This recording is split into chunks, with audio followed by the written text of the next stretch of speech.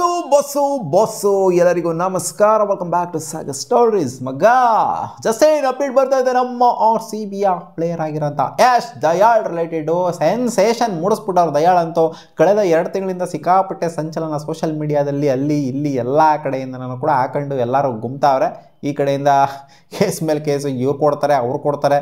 So ಒಂಥರ ಟ್ರೆಂಡಿಂಗಲ್ಲಿ sensation ಇದ್ದಾರೆ ಅಂತ ಹೇಳಬೇಕು. ನಮ್ಮ RCB ಡೌನ್ ಆಗ್ತಾ ಇದ್ದಂಗೆ ಈ ಕಡೆಯಿಂದ ಎದ್ಬಿಟ್ಟವ್ರು ಎಷ್ಟೇ ಹೇಳೋರು ನಾನು ಟ್ರೆಂಡಿಂಗಲ್ಲಿ ಇರ್ತೀನಿ ಗುರು ಅಂತ.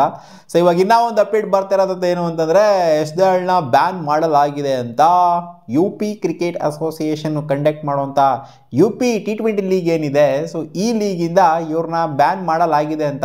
ಇವ್ರನ್ನ ಆ್ಯಕ್ಚುಲಿ ಸೈನ್ ಮಾಡ್ಕೊಂಡಿದ್ರು 7 ಲಕ್ಷಕ್ಕೆ. ಆಗಸ್ಟ್ 14ನೇ ತಾರೀಕಿಂದ 16 ಸೊ 17ನೇ ತಾರೀಕಿಂದ ಈ ಟೂರ್ನಮೆಂಟು ಸ್ಟಾರ್ಟ್ ಆಗಬೇಕಾಗಿತ್ತು. ಇವರು ಆಡೋದು ಬಂದ್ಬಿಟ್ಟು ಗೋರಖಪುರ್ ಲಯನ್ಸ್ ಅಂತ ಒಂದು ಟೀಮು ಇವ್ರನ್ನ 7 ಲಕ್ಷಕ್ಕೆ ಸೈನ್ ಮಾಡಿಸ್ಕೊಂಡಿತ್ತು.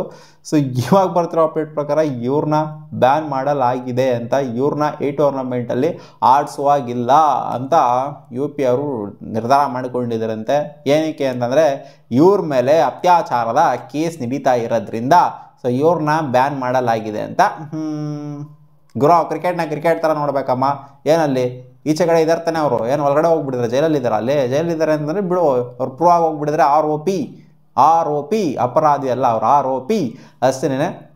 ಏನಕ್ಕೆ ಆಡಿಸ್ಬಾರ್ದು ಅವ್ರನ್ನ, ಏನಕ್ಕೆ ಅವ್ರ ಕೆರಿಯರ್ನ ಬರ್ಬಾದ್ ಮಾಡ್ತಾ ಇದ್ದಾರೆ ಅಂತ ಹೇಳಿದ್ರೆ ಇದು UP ಗೌರ್ಮೆಂಟ್ಗೆ ಜೊತೆಗೆ UP ಕ್ರಿಕೆಟ್ ಅಸೋಸಿಯೇಷನ್ಗೆ ಬಿಟ್ಟಿದ್ದು.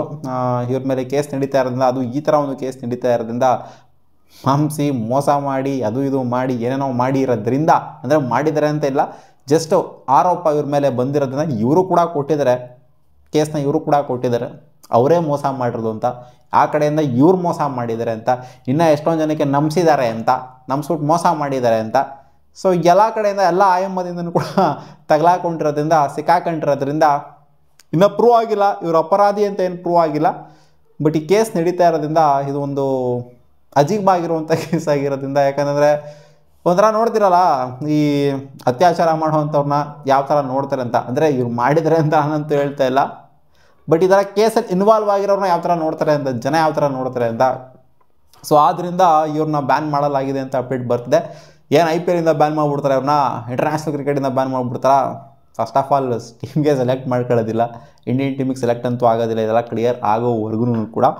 ಇನ್ನೂ ಒಂದೇನು ಅಂತಂದರೆ IPLಯಿಂದ ಬ್ಯಾನ್ ಮಾಡ್ಬೋದಾ ಇವ್ರನ್ನ, ಅದು ನನ್ನ ಪ್ರಕಾರ ಡೌಟು. IPLಯಿಂದ ಬ್ಯಾನ್ ಮಾಡುವಂಥದ್ದು ಗೊತ್ತಿಲ್ಲ, ಆದರೂ ಆಗ್ಬೋದು. ಬಟ್ ಅಂದರೆ ಕಂಪ್ಲೀಟ್ ಬ್ಯಾನ್ ಅಂತ ಇದು ಏನಲ್ಲೇನು ಇದು ಮಾಡಿ ಅಂತ ತಗಲಾಕೊಂಡಿಲ್ಲ, IPLಯಿಂದ ಬ್ಯಾನ್ ಮಾಡುವಂಥದ್ದೇನು ಆಗೋದಿಲ್ಲ ಅನ್ನೋ ಥರ ಕಾಣಿಸ್ತಾ ಇದೆ. ಬಟ್ ಇಲ್ಲಿ ಅವ್ರು UPಯಲ್ಲೇ ಎಲ್ಲ ಕಿತಾಪತಿಗಳೆಲ್ಲ ಆಗಿರೋದ್ರಿಂದ ಈ ಕಂಪ್ಲೇಂಟು ಜೊತೆಗೆ ಕೇಸ್ಗಳೆಲ್ಲ UPಯಲ್ಲೇ ನಡೀತಾ ಇರೋದ್ರಿಂದ ಸೊ UP ಕ್ರಿಕೆಟ್ ಅಸೋಸಿಯೇಷನ್ ಈ ಒಂದು ನಿರ್ಧಾರನ ತಗೊಂಡಿದ್ದಾರೆ ಅಂತ ಆ ಸ್ಟೇಟಿಗೆ ಸಂಬಂಧಪಟ್ಟಿದ್ದು. ನನ್ನ ಪ್ರಕಾರ IPLಯಿಂದ ಈ ಥರ ಒಂದು ಡಿಸಿಷನು ಬರೋದಿಲ್ಲ ಅಂತ ಅಂದ್ಕೊಂಡಿದ್ದೀನಿ, ಯಶ್ ದಯಾಳ್ ಅವ್ರನ್ನ ಬ್ಯಾನ್ ಮಾಡುವಂಥದ್ದು. ಸೊ ಎಲ್ಲ ಹೋಪ್ಫುಲಿ ಕ್ಲಿಯರ್ ಮಾಡ್ಕೊಂಡು ಬರ್ತಾರೆ ಅಂತ. IPL ಸ್ಟಾರ್ಟ್ ಆಗೋ ಅಷ್ಟರಲ್ಲಿ, IPL ಆಪ್ಷನ್ ಸ್ಟಾರ್ಟ್ ಆಗೋ ಅಷ್ಟರಲ್ಲ ಕ್ಲಿಯರ್ ಆಗಿರುತ್ತೆ ಅಂತ, ಕಾಂಪ್ರಮೈಸ್ ಆಗಿರ್ತಾರೆ ಅಂತ. ಎಂಥ ಕೇಸ್ಗಳನ್ನ ನೋಡ್ಬಿಟ್ಟಿದ್ದೀವಿ ಕಾಂಪ್ರಮೈಸ್ ಆಗಿರೋದು. ಸೊ ಈ ಕೇಸು ಕೂಡ ಪ್ರಾಬ್ಲಿ ನನ್ನ ಪ್ರಕಾರ ಕಾಂಪ್ರಮೈಸ್ ಆಗುತ್ತೆ ಅನ್ನೋ ಥರ ಕಾಣಿಸ್ತಾ ಇದೆ.